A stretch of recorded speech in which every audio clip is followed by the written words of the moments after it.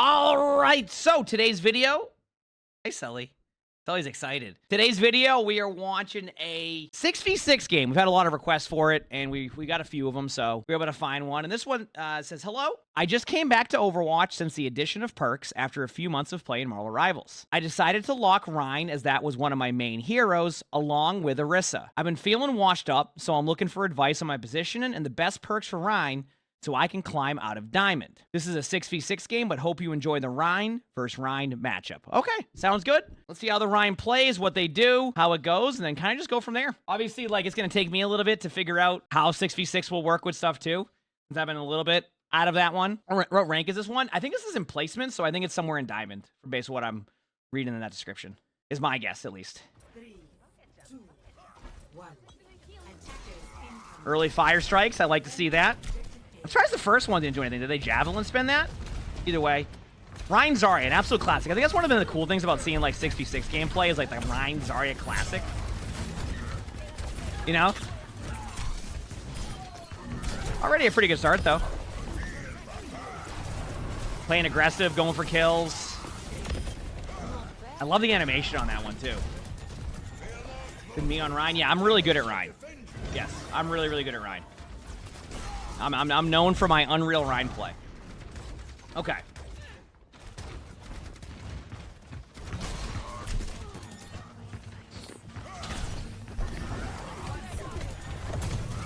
Playing a little bit too close up there.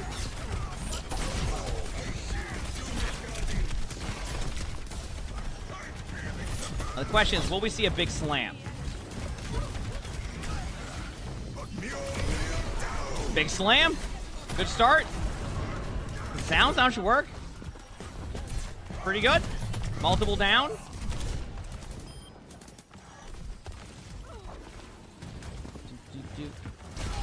So far, this is what it feels like Midtown and 6v6 plays like. You just play very close. The problem is you need to start tracking ultimates because the other team is really close to Kitsune. So you got to be careful of not getting purple there. Because if your teammates have to start to use bubbles, this Kitsune, it doesn't matter. Sorry, gets like 2 and then grabs.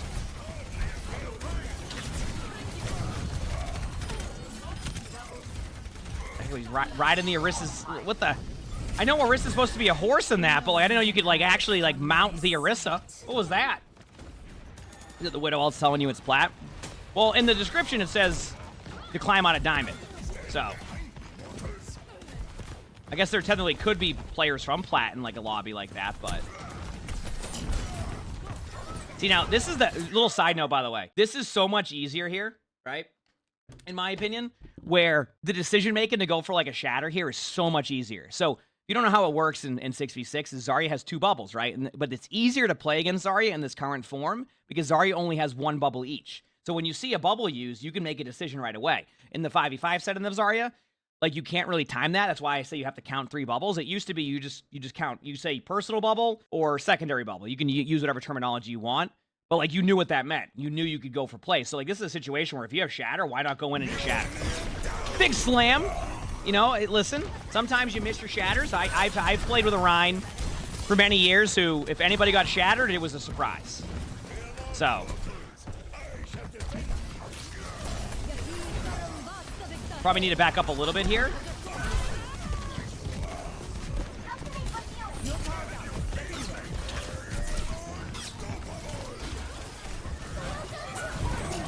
Uh-oh, you're purple. You're pretty much just falling over. Oh, how? Yeah, there we go. But yeah, I mean, that obviously starts with playing really close. And when you miss a shatter like that, you need to try to get out, like, sooner than that. I think that's some of the problems that happens a little bit in, like, in 5v5 and 6v6 is that when a play isn't made correctly, or, like, you know, for example, you shatter a shield there, or a bubble, what happens is that you need to be ready to disengage out, or, like, reset. In 5v5, you're a little bit more tankier at that point, so you can stay a lot closer, right? But what happens is they just counter-ult you, and you eventually get grinded down, and you don't win. You've probably heard people talk about it. One difference between 5v5 and 6v6 sometimes, too, is that, like, you can constantly clutch out team fights in 5v5.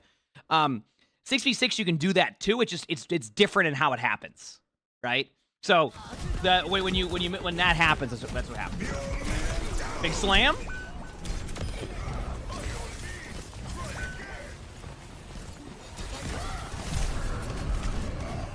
again, numbers are... It's a if you don't have your cooldowns and you're kind of caught out here, you're going to be stuck. Did me? Yeah, I'm known for my amazing Rhine. First of all, if I'm playing Rhine, then you know something's up that game. That means my teammates have actively asked me to play Reinhardt, and I don't know if that's a good thing. Replay is fixed, yes.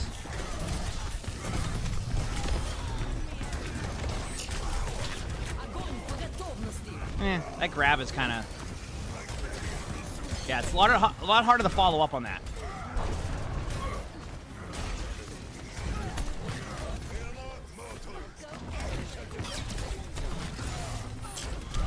Dude, that shield bash, I don't know if it's good or bad. I noticed you picked the shield bash perk. I don't even know yet. Does shield bash feel good for Rhines? Every time I see it happen, it does like 2 damage, and like, you go like 2 feet, and I'm like, I don't know.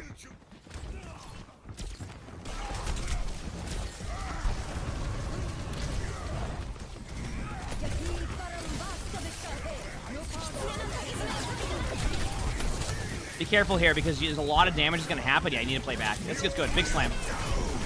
Good disengage. I think you're still dead, though. And that's the problem. I think sometimes in, like, the 6v6 style is you need to, like, recognize when to back up out of a team fight or not to commit ults. And I think you get back in time. Based off of what I'm seeing is you're going to be able to get back in time, so it's just, like, maybe not go for the shatter play and go for a better retake. I saw the same vision you saw, but I also see so many ults being popped. It's like, is the ult? I don't know. It's tough to say. It just feels like you can't get back. Oh, wait. Nice charge. 0.59 meters. So, I don't know. Hey, in hindsight, it worked, but I think that still could have been a lot easier. Now, what does the other team have? Grav. Your team has Grav. So, it's basically Grav versus Grav, but a nano. Ooh, this might be a tough one.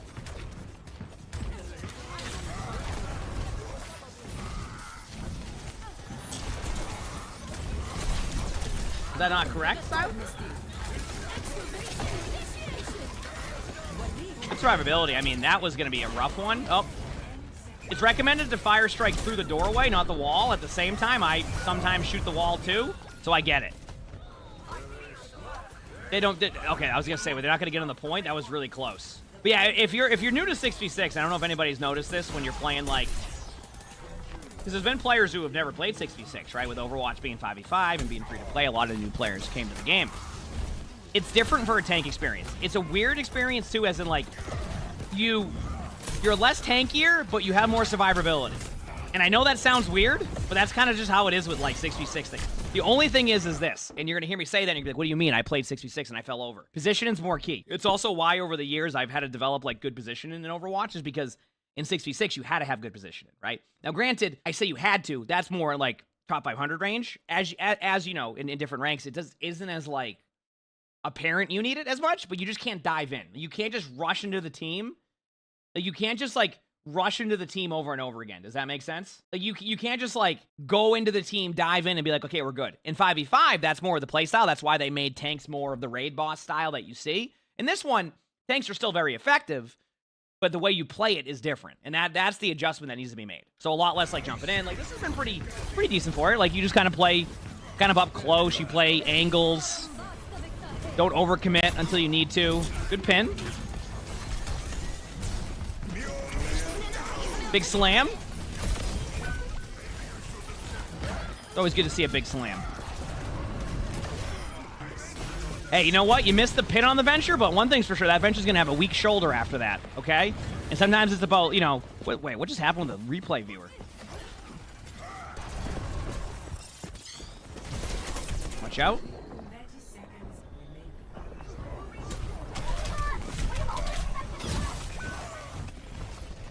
I got nothing for you on that one. There's nothing there that I could even be like... I think your team was just feeling it, and you just ran into their spawn. I got nothing on that one. I got nothing on that one. Here we go. 10 seconds.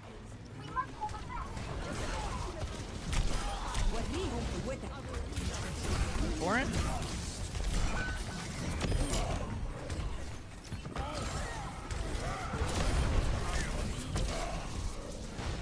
Should be fine though.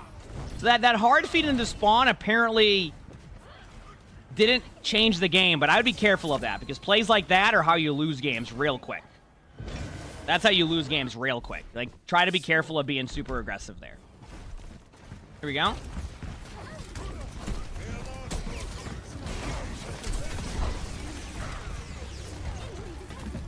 Wait it out here. Wait it out here.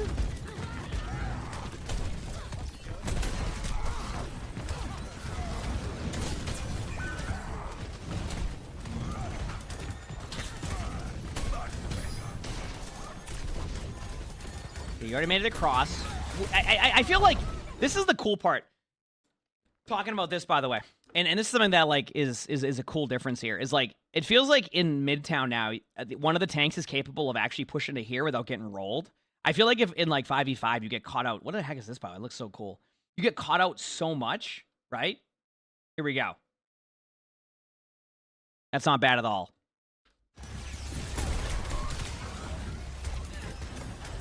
I love that you can do that.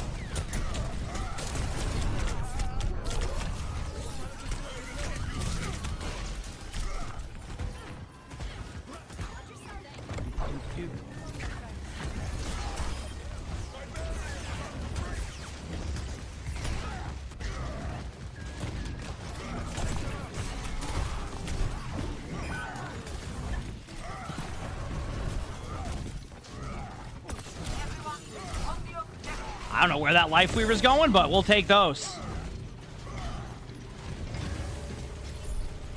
What rank is this? This is a placement around Diamond Plat, I think?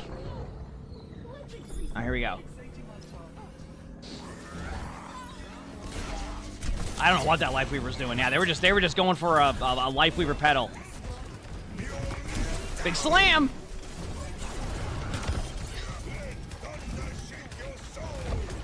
Got a solo Altanana, right?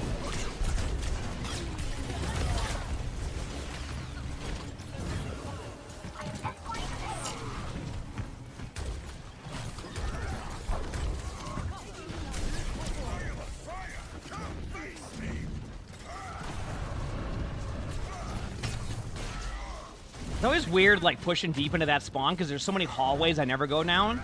It's, like, super, like, just small hallways of, like, I get lost there. So I never go that way. Yeah, this is fine space creation. You're being aggressive, yeah.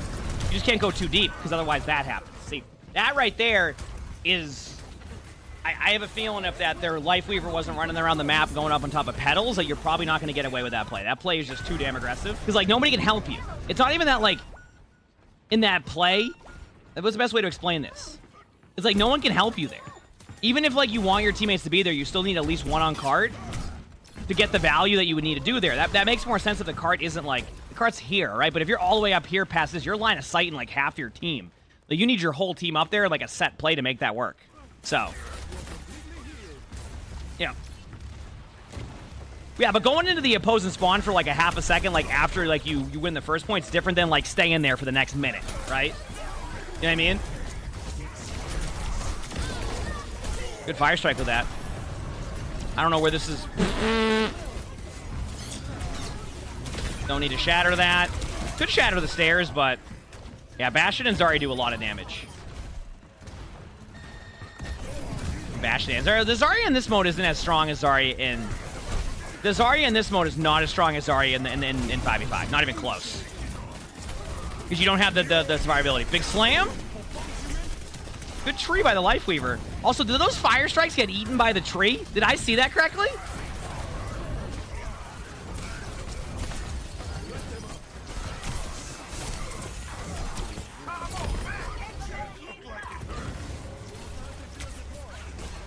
Here we go.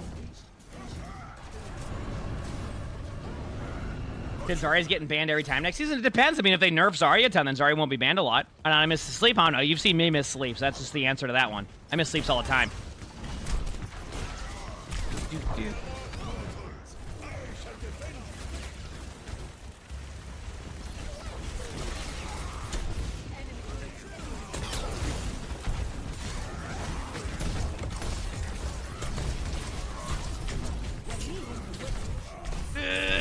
Too aggressive. Yep, correct play to back up.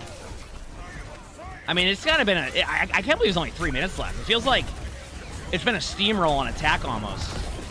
Good pin. Just be able to shatter cart. Yep. Boom. Fire strike. Yeah, I mean, it seems like you have the right ideas, right? Like, I think, like, the only problem what the heck, that Zenyatta is not happy with you. I think this is a good way to describe your gameplay at times from the Zenyatta. Is like, you said that you feel like you're a bit washed, and like, it wasn't too bad. It's just along the lines of you get too aggressive sometimes, and I think you expect your teammates to follow up with you, but then you don't have any, like, way to kind of explain. Yeah, and I think Hiimishie says it perfectly in the chat, is like, you need to spend more time in the practice range to hone your skills, because obviously when you're on Cassidy in the training range, that's where your skill set really shows, right? Now, obviously, by the way, chat, I tried to hide that it was flats the whole time, but it turned into a movie spoiler in chat. I felt like it was a spoiler. Like, somebody knew the end into a movie and just kept telling everybody the end into the movie. They're like, I've seen this movie before. Wait till you find out about this part. Wait till you find out about this part.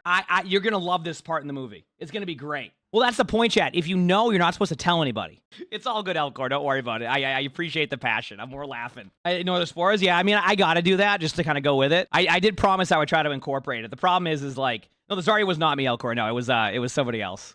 Obviously, like, if we really wanted to hide it, I could have done, like, trusted fart and, like, you know, really did something. AwCrap wrote that description, by the way. AwCrap wrote that description. So that's why I read that one. That was just the one he put there. I think my favorite one was I'm washed and I play Reinhardt and Orisa, which obviously if you tell them that one. But yeah, I mean, we wanted to do that with more friends that we have, right? And kind of incorporate. But it's always fun. The last one did well, but I have to find another way to, like, I might have to just, like, not put chat on during it because, yeah, we'll figure it out. Anyway, if you like the video, hit the like button, subscribe to all the YouTubes if you haven't. If you want more styles of these in the future, let me know. I think we will probably do more, but it's going to be more of a surprise.